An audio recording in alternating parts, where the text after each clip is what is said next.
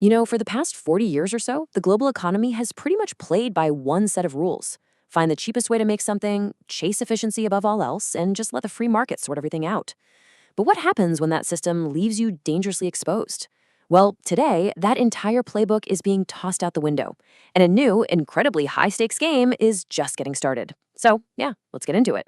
And really, what's driving this change is this big aha moment, which I think this quote from the Coalition for a Prosperous America just nails. Their point is that the problems we're facing today, economically, for national security, aren't just because of a few bad policies. They're the result of not having any real industrial strategy at all for almost half a century. So that brings us right to the heart of this explainer, the two playbooks. On one hand, you had the old playbook. It was all about free market efficiency. The logic was super simple. Get it done for the lowest price, even if that meant shipping jobs in factories overseas. The new playbook, it completely flips that on its head. It says, hang on, for industries that really matter, national security is way more important than saving a few bucks. This is a huge shift, moving from a purely economic mindset to a geopolitical one. To really understand the consequences of that old playbook, we don't have to look much further than the shipyards. The story of American shipbuilding is just this perfect, powerful cautionary tale about what happens when efficiency is your only god. Okay, so here's the moment it all changed. Back in the early 80s, the Reagan administration saw that it cost more to build ships in the US than in Asia. And using that classic old playbook logic, they made a call. They cut the main government program that helped US shipyards stay competitive, basically figuring, hey, the free market will sort it out. Well, the market did sort it out by basically wiping the industry off the map. And just 8 years after that decision, U.S. production of big commercial ships went from about 20 a year down to just 5. And poof, over 75,000 skilled jobs were just gone. The market sorted it out by just moving the entire business overseas. So where does that leave us now?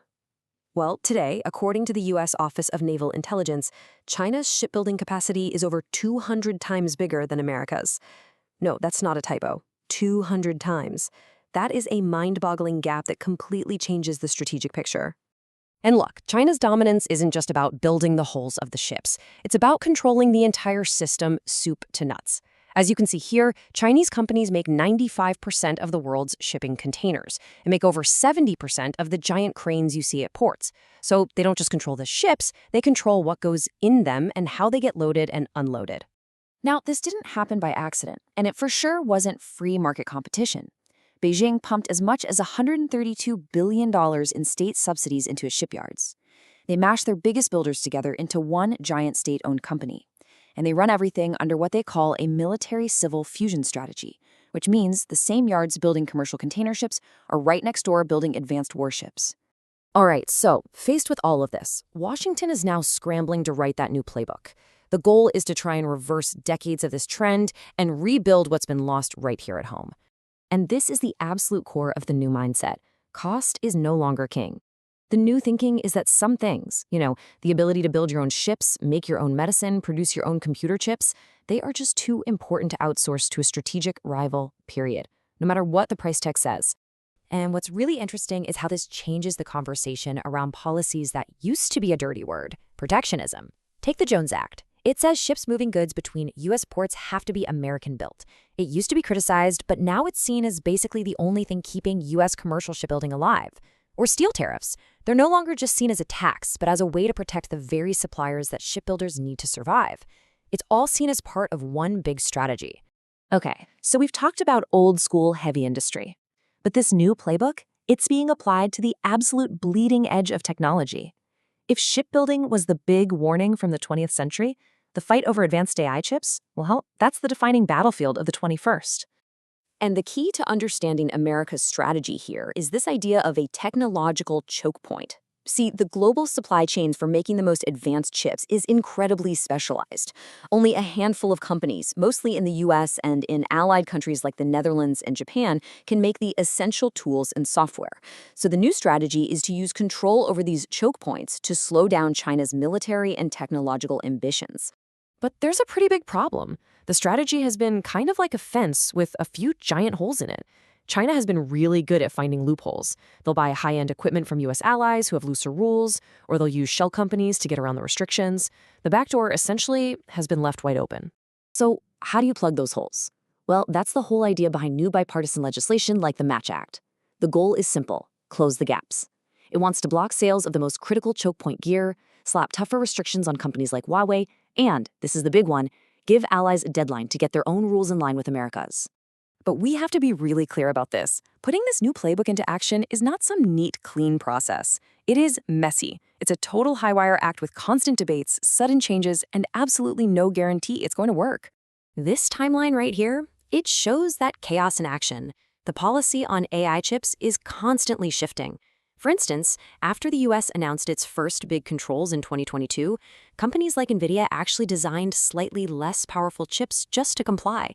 Then, a year later, the government tightened the rules again to close that very loophole, giving the entire industry whiplash. It's a strategy that's literally being made up as they go. And of course, China is not just sitting back and taking this. It's become a real tit-for-tat tech war. The US restricts chips, China turns around and restricts exports of key minerals like gallium and germanium, which, by the way, you need to make those very chips. And it has poured money into its own domestic chip industry, leading to some surprising breakthroughs from companies like Huawei. And maybe the biggest headache of all? Getting your friends to play along. While key partners like the Netherlands and Japan have put some controls in place, there are still major gaps. For example, as this chart shows, Chinese companies are still buying up huge numbers of slightly older, but still very powerful, chip-making machines. These things are still capable of producing really advanced chips, and the faucet hasn't been turned off.